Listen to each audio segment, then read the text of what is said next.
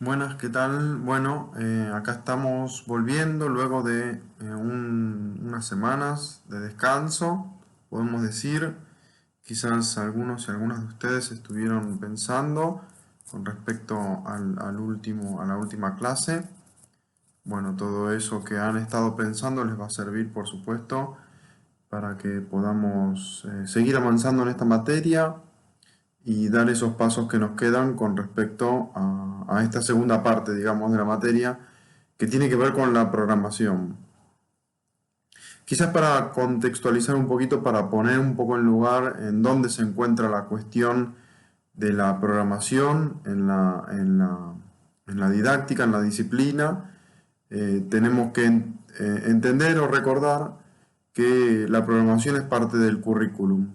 ¿Sí? Este concepto que venimos desarrollando, venimos tratando de comprender, que es bastante complejo, tiene una serie de definiciones amplias eh, del currículum y tiene otras definiciones que son un poquito más acotadas o tienden a reflexionar sobre ejemplos, sobre la realidad, sobre el currículum real, por ejemplo. Pero en el currículum teórico también tenemos ejemplos concretos, ¿sí? Por eso también hablamos de niveles de concreción del currículum. Y uno de esos niveles de concreción tienen que ver con la programación. El programa que, por ejemplo, diseña un docente. Ese nivel de concreción podríamos decir que es parte del nivel de concreción institucional o áulico. Y como dice Daniel Feldman en el capítulo 4 de su texto de Didáctica General, la planificación, digamos, o más bien la enseñanza, es una actividad que necesariamente se planifica, ¿no? Recuerden que en los aspectos de Basabe-Coles encontrábamos lo intencional de la enseñanza como actividad intencional, como acción intencional, es una actividad política, ¿no? Porque tiene finalidades, tiene un criterio para cuando llega el momento de la enseñanza. eh, han pasado varios filtros, varias etapas a través de la cual obtenemos el producto, digamos, lo que finalmente sucede. Por ejemplo, cuando hablamos del nivel de concreción áulico o la programación, de la cual el rol central la tiene el docente, lo que tenemos a la vista es que ese docente o esa docente que planificó y lleva a cabo su clase, lo hace en un marco determinado, ¿no? Selecciona su contenido, pensó con respecto a cómo graduar el conocimiento o cómo ordenarlo, digamos, para que vaya, por ejemplo, puede ser un criterio de lo simple a lo complejo, ¿sí? Si nos referimos a Brunner, por ejemplo, tendríamos que hablar de un criterio espiralado, ¿no? A través del cual el docente piensa actividades o organiza el contenido de su materia para que los estudiantes vayan comprendiendo algunas partes, también experimentando otras, experimentando con respecto al contenido y de esa manera ir avanzando con respecto al conocimiento. Por supuesto, en función de la definición de, de enseñanza que tiene que ver con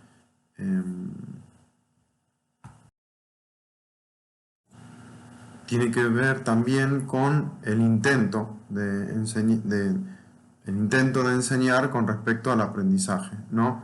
Y a esto se refiere Daniel Feldman al principio de este capítulo, el capítulo 4, donde habla de que enseñanza siempre tiene que ver con un intento, siempre tiene finalidades y siempre tiene que ver con un intento de enseñar algo.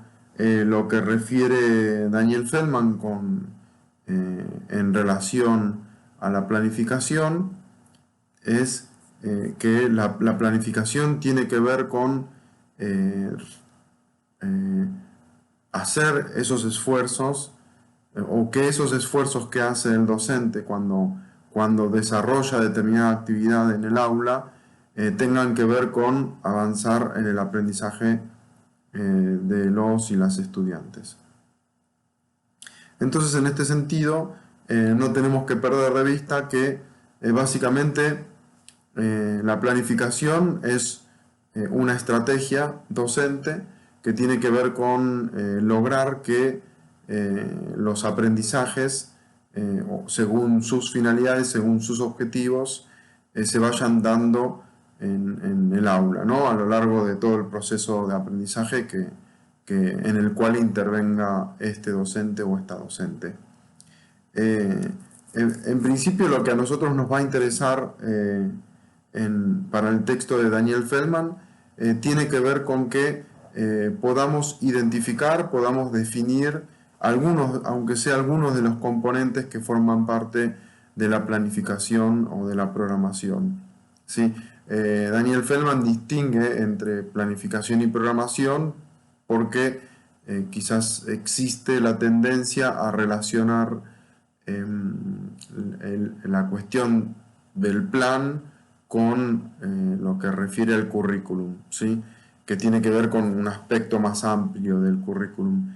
Pero bueno, podemos hablar de planificación docente o podemos hablar de programación directamente, que tiene que ver con lo que a nosotros nos concierne básicamente, ¿no? Que tiene que ver con pensar una clase para poder llevar adelante una propuesta educativa con determinados objetivos. En este sentido, ya con las consignas para el trabajo que les propuse, ya antes del corte, digamos, del semana largo, les había propuesto una consigna donde se hablan de algunos componentes de la planificación. Vamos a identificar nosotros particularmente como componentes algunos que son menos de los que menciona Daniel Feldman en su capítulo, pero igualmente ustedes léanlos todos en el texto, porque en realidad lo que se revela, digamos, a través de la idea de componentes de la planificación, es que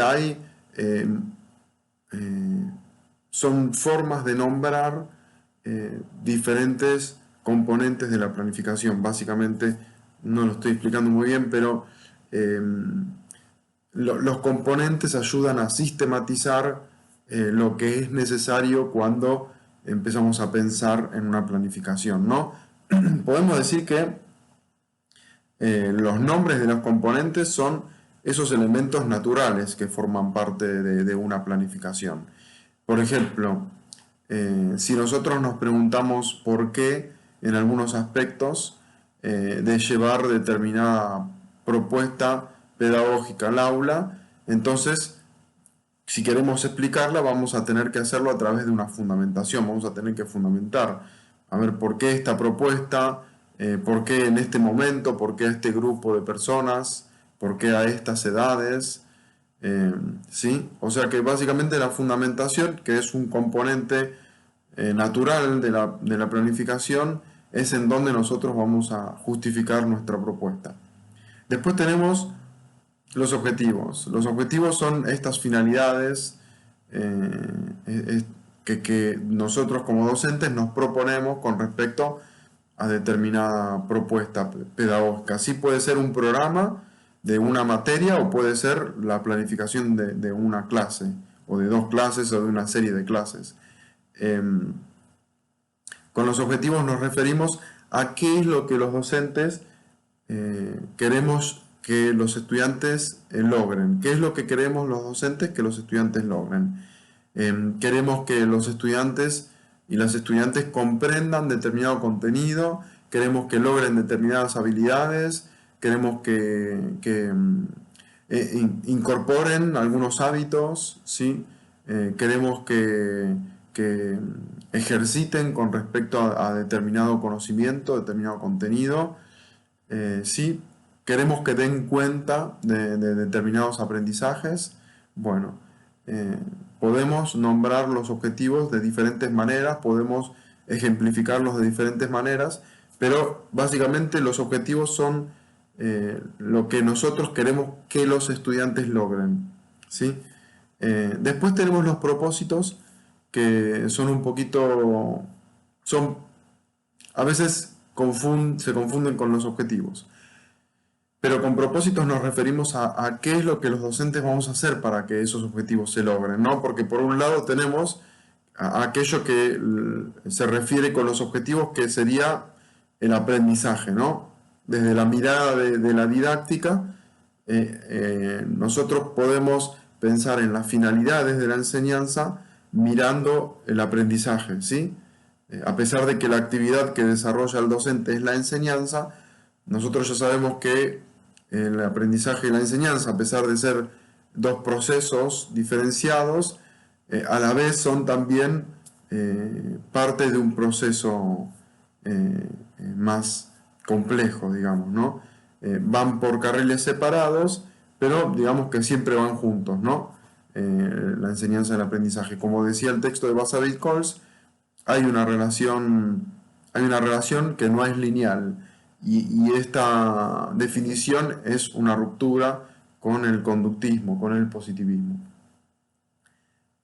¿Sí? Porque el positivismo planteaba de alguna manera que la relación era lineal. Si había un estímulo, entonces tenía que haber una respuesta. Si había una enseñanza, tenía que haber un aprendizaje. Entonces los esfuerzos iban por ese lado, porque si había determinada actividad con determinados fines, entonces esos objetivos se tenían que lograr necesariamente. Y a veces este pensamiento, que podemos encontrarlo en lo cotidiano, aún lleva a algunos errores. Por ejemplo, en echar la culpa al estudiante o al estudiante por decir, bueno, yo enseñé, ¿por qué no aprendiste? ¿No? Sin embargo, en el texto de Vassaville-Coles también se distingue esta idea de que hay una parte de responsabilidad del estudiante, ¿no? Que llamamos estudiantar. Bueno, eso por un lado. Pero estábamos hablando de los propósitos, y en los propósitos, en la planificación, a través de los propósitos, nosotros vamos a señalar qué es lo que vamos a hacer para que esos objetivos se logren, ¿no? De parte del docente. Eh, por supuesto que cuando estamos planificando ya estamos haciendo un esfuerzo, ¿sí? Y en la planificación, que es una actividad extra, además de las que tiene a cargo el docente, vamos a hacer actividades en el aula, vamos a asegurar determinado ambiente, ¿no? Para que se pueda desarrollar la actividad, vamos a llevar determinados materiales, vamos a aprovechar determinados recursos, ¿sí? Les daremos un uso determinado, ¿sí? Aquí damos cuenta un poquito de lo que estamos también leyendo en Alejandro Spiegel, cuando Alejandro Spiegel menciona que los recursos pueden parecer normales, pueden parecer usuales, pareciera que no va a cambiar nada si los seguimos usando, o vamos a seguir obteniendo los mismos resultados. Bueno, en principio nosotros tenemos que comprender que no todas las estrategias, no todas las propuestas educativas van a tener los mismos resultados en diferentes grupos. Por un lado eso. Y por otro lado, pareciera que lo que dice Alejandro Spiegel pudiera ser una obviedad, ¿no? ¿Por qué? Porque en realidad cada docente puede ser de manera similar, pero se apropia del objeto, se apropia del recurso de manera particular, ¿no? Y acá lo que plantea Spiegel es que concienticemos esta situación, ¿no? Y que quizás demos algunos pasos más. El pizarrón, por ejemplo, se puede utilizar para escribir solamente con tiza en blanco palabras, pero hay algunos docentes que los utilizan para dibujar y utilizan tizas de diferentes colores. Y eso es una cuestión. Pero si nosotros nos podemos a mirar por ahí en una situación real, nos encontramos con que hay dos docentes que escriben, utilizan la tiza blanca solamente o el marcador negro en la pizarra blanca para escribir palabras, pero la utilizan de diferentes maneras, ¿no? Escriben diferentes cosas, unos pueden escribir oraciones y otros pueden escribir mapas conceptuales, qué sé yo, estoy dando ejemplos obvios, pero que pueden resultar de ejemplo, digamos, para que podamos reflexionar cómo los docentes a veces, aún sin quererlo, innovamos. ¿Y por qué estamos innovando? Porque nos apropiamos de los recursos y los utilizamos con diferentes objetivos. En principio hay que entender también que los contenidos dan diferentes posibilidades, ¿no? No es lo mismo que hablemos de contenidos como la matemática o el inglés o otro idioma, ¿sí? Porque el contenido brinda posibilidades, un contenido de manera particular con respecto a otros contenidos. Sin embargo, lo que plantea Spiegel está interesante porque en realidad la cuestión de la innovación o la cuestión de apropiarse de los recursos de manera consciente, de manera creativa, es algo que podemos hacerlo todos los docentes de la manera que se nos ocurra.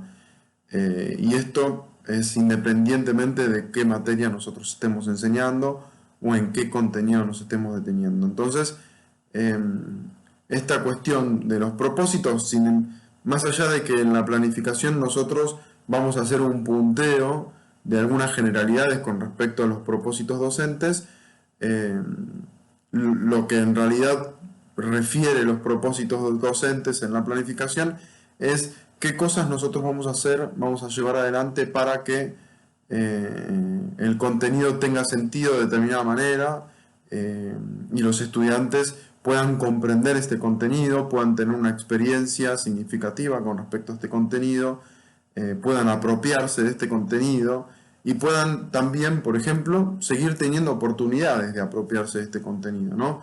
Porque si hablamos de un grupo heterogéneo de personas, como siempre sucede, en realidad quizás tengamos que pensar otras alternativas para trabajar el mismo contenido. Quizás esta idea de lo espiralado del contenido está buena porque quizás se pudiera aprovechar para diferentes grupos o diferentes ritmos de personas, de aprendizajes. Así que tenemos la fundamentación, tenemos los objetivos y tenemos lo que nosotros vamos a hablar es de la descripción de las actividades. O sea, en la planificación que nosotros estamos desarrollando, vamos a tratar de describir la actividad de la manera más detallada posible. Aún más si estamos hablando de una actividad lúdica, por ejemplo. Si nuestra propuesta pedagógica, si en nuestra propuesta pedagógica interviene una actividad lúdica, no, y cuando nos referimos a lo lúdico, al juego, hablamos de que los juegos tienen reglas, tienen normas, ¿no? Y esta idea de incorporar el juego al aprendizaje o incorporar el juego como estrategia de enseñanza es una idea interesante en el sentido de que utilizamos algunas características que tiene el juego y que quizás son las características más atractivas del juego. O sea, por algo, en general, a todas las personas nos gusta jugar, nos gusta divertirnos, y si nosotros lo incorporamos a un proceso de aprendizaje, o sea, si nosotros pensamos una propuesta lúdica para aprender o para ejercitar un contenido, y bueno, prácticamente podemos decir que es éxito asegurado. Lo que está bueno, lo que brinda la posibilidad de la planificación, es que podamos anticiparnos lo más posible a las situaciones del aula.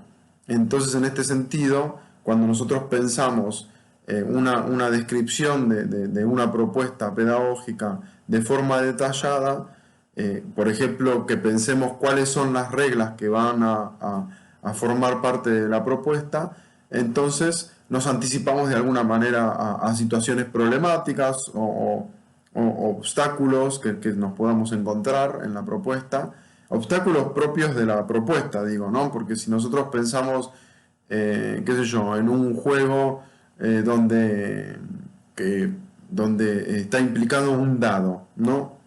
Entonces las personas participan de determinada manera según el lado de la cara del dado que quede a la vista.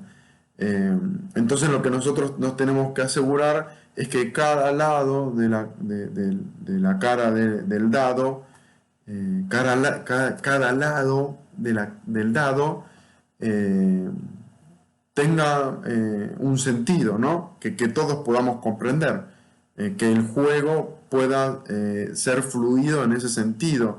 Después, por ejemplo, la cuestión de los puntajes. ¿Cómo resolvemos la cuestión de los puntajes? Digamos el para qué.